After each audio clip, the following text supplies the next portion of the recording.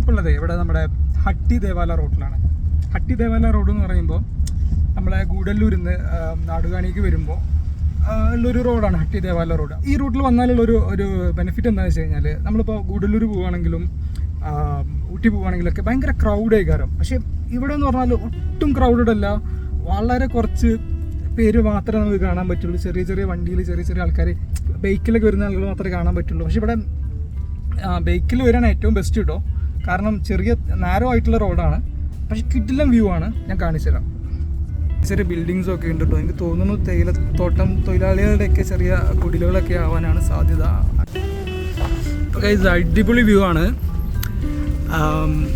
Okay, ഇപ്പം എല്ലാവരും ഇവിടെ വരിക. ഒരു വേറെ എന്താ പറയുക, അങ്ങനെ ഡിസ്റ്റർബൻസ്. നമ്മളിപ്പോൾ ഊട്ടിയിലൊക്കെ പോവുകയാണ് അല്ലെങ്കിൽ ഗൂഡല്ലൂർ പോവുകയാണെങ്കിൽ തന്നെ ഭയങ്കര ക്രൗഡഡാണ്. സോ ഹട്ടിയിലെ പ്രശ്നമില്ല. ഹട്ടി